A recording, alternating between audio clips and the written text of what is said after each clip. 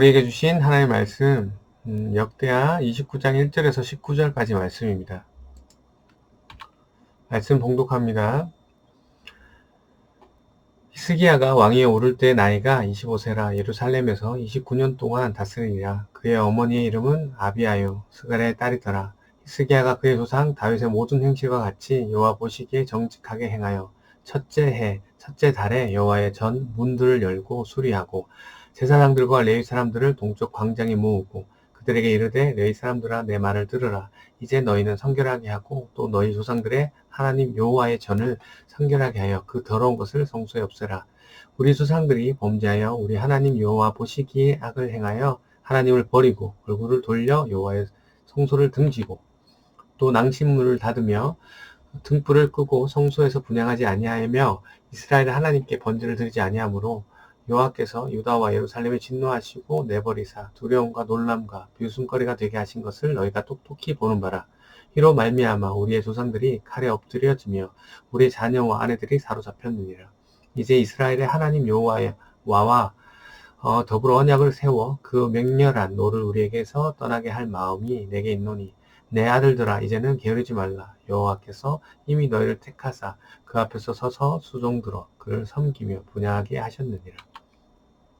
이에 레위 사람들이 일어나니 곧 그와 자손 중 아마세의 아들 마학과 아샤라의 아들 요엘과 무라이의 자손 중 압디의 아들 기스와 여할렐레의 아들 아샤레와 게르손 사람 중 신마의 아들 요아와 요아의 아들 에덴과 엘리사발의 자손 중 시므리와 여우엘과 아삽의 자손 중 스가야와 마따냐와 헤만의 자손 중 여후엘과 시무엘과 시므이와 여두둔의 자손 중 스마야와 우시엘이라. 그들이 그들의 형제들을 모아 성결하게 하고 들어가서 왕이 여호와의 말씀대로 명령한 것을 따라 여호와의 전을 깨끗하게 할세. 제사장들도 여호와의 전 안에 들어가서 깨끗하게 하여 여호와의 전에 있는 모든 더러운 것을 끌어내어 여호와의 전 뜰의 이름에 레위 사람들이 받아 바깥 기드론 시내로 가져갔더라. 첫째 달 초하루에 성결하게 시작하여 그 달 초 8일에 여호와의 낭실에 이르고 또 8일 동안 여호와의 전을 성결하게 하여 첫째 달 16일에 이르러 마치고 안으로 들어가서 히스기야 왕을 보고 이르되 우리가 여호와의 온 전과 번제단과 그 모든 그릇과 떡을 진설하는 상과 그 모든 그릇들을 깨끗하게 하였고 또 아하스 왕이 왕위에 있어 범죄할 때 버린 모든 그릇들도 우리가 정돈하고 성결하게 하여 여호와의 제단 앞에 두었나이다 하니라. 아멘. 오늘도 주신 본문을 통해서 하나님 뜻을 깨닫는 귀한 시간 되시길 바랍니다. 하나님께 범죄하였던 이 남유다 왕 아하스가 죽고 그의 아들 히스기야가 유대의 13대 왕이 됩니다. 1절부터 말씀 볼까요? 히스기야가 왕위에 오를 때의 나이가 25세라 예루살렘에서 29년 동안 다스리니라. 그의 어머니의 이름은 아비아요 스갈의 딸이더라. 이미 이 히스기야에 대해서는 너무나 잘 아시겠지만 언제나 늘 처음 하는 것처럼 말씀드리겠습니다. 이 히스기야 왕은 25세 때 남유다의 왕이 된 이후 29년간을 통치합니다. 이 이후 병으로 인해서 15년을 연장받죠. 수명을. 히스기야는 하나님 앞에 범죄하였던 아버지의 모습을 본받지 않았죠. 히스기야는 누구를 본받았다고 기록되어 있습니까? 2절입니다. 히스기야가 그의 조상 다윗의 모든 행실과 같이 여호와 보시기에 정직을 행하여 히스기야는 다윗을 본받아 하나님 보시기에 정직을 행합니다. 역대기 저자는 선한 왕인지 악한 왕인지를 이 다윗을 기준으로 평가해서 말하고 있습니다. 다윗의 모든 행실과 같이 여호와 보시기에 정직을 행하여 라고 평가받은 왕은 34장에 나올 요시야 왕이랑 딱 두 사람뿐입니다. 그만큼 히스기야는 분열 왕국에 들어선 이후 하나님 보시기에 가장 합했던 그런 인물입니다. 어떤 부분에서 하나님께 합했는지 오늘 말씀을 함께 보도록 하겠습니다. 3절에 보니까 히스기야는 부임 첫째 해의 첫째 달에 성의 모든 문을 열어서 고쳤습니다. 이 말은 그전에는 성전의 문들을 열어놓지 않았다는 것이죠. 우리가 어제 본문을 통해서 봤듯이 지난번 본문을 통해서 봤듯이 우상 숭배한다고 다 닫았죠. 히스기야는 이 성전의 문들을 모두 열고 고친 후에 4절에 보니까 제사장들과 레위 사람들을 동쪽 광장에 모이게 하였습니다. 이들은 성전에서 관련된 일을 하는 자들이죠. 즉 하나님을 제사하는 일을 하는 사람들입니다. 성전 관리하는 그리고 제사하는 이들에게 히스기야의 왕이 뭐라고 합니까? 5절입니다. 레위 사람들아 내 말을 들으라. 이제 너희는 성결하게 하고 또 너희 조상들의 하나님 여호와의 전을 성결하게 하여 그 더러운 것을 성소에서 없애라. 네, 히스기야의 말은 지금까지 레위인들과 제사장들이 성결하지 하지 못하였음을 보고 이제는 너희들도 먼저 성결을 해서 또 하나님 성전 안에 있는 우상 숭배하였던 그 더러운 것을 다 없애버리라 라는 얘기를 하고 있는 거죠. 이 우상들은 아버지가 가져왔던 다메섹에 있던 신들이죠. 이 신들에게 제사를 할 때 사용하였던 그 모든 물건들을 모두 성소에서 없애라 라고 말씀하고 있습니다. 6절에도 이와 같은 말씀을 하고 있죠. 조상이 범죄해서 하나님을 등지고 즉 배신해서 하나님 앞에 악을 행해서 성소 안에 이방신을 섬기는 더러운 물건들을 두고 또한 7절에 보시면 성간 현문을 닫고 항상 켜져 있어야 할 등불도 꺼져 있고 항상 피워져야 있어야 할 향도 피워오지 않았고 그래서 번제를 드리지 않았던 악행을 하나님께 번제를 드리지 않았던 악행을 행하였다. 8절 그러므로 하나님께서 유다와 예루살렘에 대해서 크게 화가 나셔서 벌을 내리신 것이다. 하나님의 벌을 보고 다른 나라 사람들도 하나님을 두려워할 정도이고 이러한 유다의 모습을 보면서 유다 사람들은 이방 사람들도 비웃었던 것을 유다 사람들을 이방 사람들도 비우셨던 것을 여러분도 보아 알고 있는 터다. 9절 그래서 우리 조상들이 전쟁에서 죽임을 당했고 자녀들과 아내들은 포로로 잡혀갔다. 이에 나 히스기야는 하나님과 언약을 맺기로 결심한다. 10절입니다. 그래서 하나님께서 더 이상 우리에게 화내시지 않도록 할 것이다. 11절 제사장과 레위 사람들아 이제 더 이상 게으르지 말고 하나님께서 너희를 택하신 이유대로 하나님을 섬기며 향을 피워라 라고 말하고 있습니다. 여기서 우리말 게으르지라고 번역된 단어는 게으르다, 잘못을 인도하다, 속이다 라는 의미가 들어있는 그런 단어입니다. 제사장들아, 레위인들아 더 이상 잘못을 인도하지 말라. 제사장들아 더 이상 속이지 말라. 하나님이 너희를 택하신 이유대로 하나님을 섬겨 본분을 다해 하나님께 제사를 하라라는 그런 말씀이죠. 이런 히스기야의 왕의 이야기를 듣고 어떤 일이 일어납니까? 12절에 보니까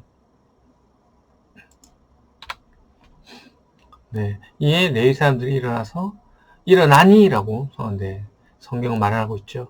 히스기야 말에 즉시 반응을 보였다라는 뜻입니다. 즉시 반응을 해서 움직인 레위인들의 명단이 12절에서부터 14절까지 나옵니다. 그래서 15절에 보니까 이들이 어떻게 움직인지 나오죠. 제일 먼저 형제들을 모아서 자기들의 몸을 성결하게 하고 왕의 명령대로 하나님의 율법 따라 성전을 깨끗하게 하고 레위인들뿐만 아니라 제사장들도 같이 움직입니다. 16절에 보니까 제사장들이 하나님의 성전을 깨끗하기 위해서 들어가서 부정한 모든 것을 꺼내서 성전 뜰에 두면 레위인들이 그것을 기동 골짜기에 가서 버리는 그런 모습도 보이고 있습니다. 17절 이렇게 이제 히스기야가 왕위에 오른 날이 성전을 깨끗하게 시작해서 8일은 이 제사장들이 꺼내놓은 부정한 것을 치우는 것으로 보내고 또 8일은 성전 건물의 내부와 외부를 깨끗하게 해서 도합 16일 만에 성전을 성결하게 하는 일을 마칩니다. 그리고 18절 19절에 오니까 히스기야 왕에게 가서 자신들이 성결하게 한 내용들을 보고하고 오늘 본문은 마무리되는 그런 모습을 보이고 있습니다. 오늘 말씀 정리하겠습니다. 정리하면서 묵상하겠습니다. 아버지 아하스에 의해서 왕에 오른 히스기야는 하나님께 범죄했던 아버지를 따라 산 것이 아니라 다윗을 본받아 하나님을 보시기에 합당한 모습을 보이고 있습니다. 성경에서 아버지가 하나님을 잘 섬기면 자녀들 역시 하나님을 잘 섬기는 경우도 있습니다. 하지만 아버지의 믿음이 좋더라도 아들의 하나님을 잘 섬기지 못하는 경우도 있죠. 그리고 아버지가 하나님께 죄악을 저지르면서 자녀 역시 하나님께 죄악을 저지르는 경우도 있지만 반대로 오늘 본문처럼 아버지와 상관없이 자녀가 하나님을 잘 섬기는 경우도 있습니다. 오늘날 목사님과 또 장로님, 또 집사님들 자녀, 권사님들의 자녀들이 하나님을 잘 믿는 경우도 있지만 그 반대인 경우도 있음을 우리가 볼 수 있죠. 이처럼 믿음은 물려지는 것이 아닙니다. 믿음은 하나님이 주시는 것이죠. 믿음은 하나님이 주시는 것이기 때문에 나의 자녀의 믿음에 대해서 철저하게 하나님께 맡겨야 돼요. 관련해서 개인적인 이야기를 하면 저는 목회자의 가정에서 태어났습니다. 자라오면서 저는 주일 예배, 또 수요, 금요, 또 새벽 예배도 저에게는 사실 자율이 아니었습니다. 그러다 보니까 마음은 점점 멀어지고, 저는 안 좋은 케이스죠. 멀어지게 되고, 또 시간을 때우기 위해서 예배당 구석에 앉아서 있다가 가는 게 전부였습니다. 강압적으로 참여하는 예배였기 때문에, 참 예배이기 때문에 강단에서 선포되는 그 하나님의 말씀이 귀에 들어올 리가 없었습니다. 그렇게 하나님께 돌아오는 시간이 그래서 오래 걸렸습니다. 그리스도인들의 부모들 중에 자녀를 신앙으로 바르게 자라게 하고 싶은 마음 때문에 강압적으로 예배에 참석시키는 경우가 많이 있습니다. 그러나 이것은 부모의 욕심입니다. 부모가 강요한다고 해서 믿음이 자라는 것이 아니기 때문이죠. 이것은 예배에 대한 거부감이 커지게 하는 요인일 수도 있습니다. 분명 믿음은 하나님이 주십니다. 그렇다고 해서 믿음을 하나님이 하늘에서 뚝 떨어지게 갑자기 주는 것은 아니죠. 반드시 어떠한 통로를 통해서 믿음을 주십니다. 그래서 여러분이 강압적으로 보내서 그 자녀가 그 말씀을 듣고 믿음이 생기면 너무 좋겠지만, 하나님께서는 그러한 강압적인 통로로 사용하신 것보다는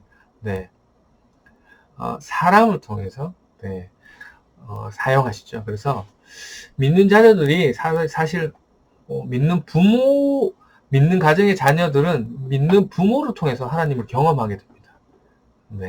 부모의 강요가 아니라 부모의 삶을 통해서 하나님을 경험한다라는 것이죠. 부모가 하나님을 믿고 하나님 뜻대로 사는 것에 감사하고 기뻐하는 모습을 보인다면, 부모가 예배를 사모하고 함께 가는 것을 기쁨으로 여기고, 또한 예배를 마치고 돌아오는 그 길이 너무나 평안하고 행복한 모습을 보인다면 당연히 그것을 보는 자녀들도 예배에 대한 좋은 경험, 하나님에 대한 좋은 기억을 하게 되는 것이죠. 그런데 부모의 모습을 통해서 예배에 참석하기 위해서 막 분주하고 때로는 다투고 조금만 당연히 또 예배를 항상 늦고 이러한 모습, 그리고 예배 끝나고 난 뒤에도 그렇게 감사하지 않는 모습, 행복하지 않는 모습을 보인다면 자녀도 예배란 그런 취미구나, 하나님은 그냥 저 멀리 있는 분이구나, 하나님 계시기는 할까, 이런 것들을 한다는 것이죠. 또 약간 예를 들자면 매주 예배 시간에 지각을 하는 분들이 있다고 칩시다. 그러한 부모들의 모습을 자녀들이 어려서부터 봤다면 뭡니까? 예배는 늦어도 되는구나 라는 생각을 하겠죠. 예배에 늦으니 당연히 항상 마음이 분주해지겠죠. 그렇게 매주 분주한 모습, 마음이 정돈되지 않는 모습으로 예배에 참여해서 어떤 예배가 하나님께 영광을 올리며 하나님을 임재를 체험하는 그러한 경험을 하겠습니다. 그러니까 그러한 모습을 보는 자녀들도 당연히 선한 영향을 받을 수 없게 되는 거죠. 또한 믿는 부모에 대한 상처를 받는 자녀들이 많이 있을 수 있습니다. 그 불평과 불만이 있다면 부모 때문에 하나님을 믿는 시간이 길어지는 그런 시간이 있을 수 있습니다. 오늘 히스기야가 하나님을 예배하는 자들에게 원했던 것은 가장 먼저 그 예배를 드리는 자의 성결이었습니다. 먼저 자신이 성결하지 않는 사람이 외적인 우상과 그 잡기를 버린다고 해서 하나님을 온전히 예배할 수 있는 것이 아니기 때문이죠. 우리가 자녀들을 믿음으로 인도하기 위해서는 부모가 먼저 성결해야 됩니다. 히스기야가 제사장들과 레위인들에게 성결을 요구하고 성전의 성결을 요구할 수 있었던 것은 히스기야 자신도 성결했기 때문에 이렇게 말할 수 있는 것이죠. 히스기야의 모습이 본이 되어지지 않았다면 물론 왕이긴 했지만 히스기야의 말에 선한 영향력이 끼칠 수는 없었을 겁니다. 가장 먼저 부모된 우리가 믿는 그리스도인으로서 정말 내가 하나님 앞에 성결하시기를 주님의 이름으로 축원합니다. 그리고 자녀들에게 성결하기를 요구하시기를 원합니다. 하나님을 믿는 사람이 즐겁고 그 삶이 즐겁고 평안한 일임을 여러분이 먼저 보여주셔야 됩니다. 네, 그러면 여러분의 삶이 증거가 되기 때문에 여러분의 말은 자녀들에게 선한 영향을 끼치게 될 것입니다. 하지만 자신조차 성결하지 못하면서 그리스도인으로서 온전한 본을 보이지 않으면서 자녀에게 믿음을 강요하고 믿음을 요구한다면 그것은 울리는 꽹과리 소리가 되는 것이죠. 자녀들이 속으로 뭐라고 하겠습니까? 아버지나 잘하세요. 어머니나 잘하세요. 이런 얘기를 하지 않겠습니까? 또 이런 아버지가 믿는 하나님, 사실 저는 안 믿을 겁니다. 네, 이런 안타까운 일들이 벌어져서는 안 됩니다. 오늘 레위인들과 제사장들이 이 히스기야의 말에 그 자리에서 바로 반응해서 움직인 것처럼 우리 자녀들도 바로 반응을 보일 것입니다. 정리해서 보면 믿음은 하나님이 주신 거지만 하나님께서는 그 믿음을 갑자기 하늘에서 뚝 떨어지게 주시는 것이 아니기 때문에 하나님께서는 여러 도구들을 통해서 주시는데 그중 하나는 사람을 사용하시는 것이고 특히 믿는 부모라면 자녀에게 믿는 부모를 통해서 믿음을 주시는데 부모의 강요된 그런 모습이 아니라 부모의 삶을 통해서 진정한 모습을 통해서 자녀에게 영향을 끼쳐야 된다. 그러므로 부모로서 본이 되는 삶이 무엇이냐? 첫째로 진정으로 하나님의 사랑하는 것을 보여주는 것이고 둘째로 자녀를 진심으로 사랑하는 것이죠. 여기서 자녀를 사랑한다는 것이 내가 부모로서 단순히 입혀주고 먹여주고 재워주고 뭐 이러한 것을 얘기하는 것이 아니라 더 수준 높은 사랑을 얘기합니다. 바로 하나님이 여러분을 사랑하셨던 것처럼 자녀에게 사랑을 하는 것이죠. 어느 것 하나 선한 것이 없는 저희들을 하나님께서 아무런 조건 없이 불러주시고 자녀 삼아주시고 아무런 조건 없이 사랑해 주셨잖아요. 그 크신 하나님의 사랑, 우리가 육적인 부모로서의 사랑을 뛰어넘는 하나님의 마음으로서 하나님 마음으로서 자녀를 사랑하시길 바랍니다. 여러분이 하나님의 마음으로 자녀를 사랑하게 되면 비워있던 자녀의 사랑의 탱크는 점점 채워질 것이고 그것이 차고 넘치기 시작할 때 자녀들은 반응하게 될 것입니다. 하나님이 주신 오늘 이 하루 우리의 인생은 우리의 것이 아니라 하나님의 것이죠. 그렇다면 우리는 부모로서 부모의 마음으로 자녀를 대하는 것이 아니라 그것을 뛰어넘는 하나님의 마음을 가지고 자녀를 대하는 그런 본이 되는 부모의 모습으로 살아내는 저와 여러분이 되시기를 주님의 이름으로 축원합니다.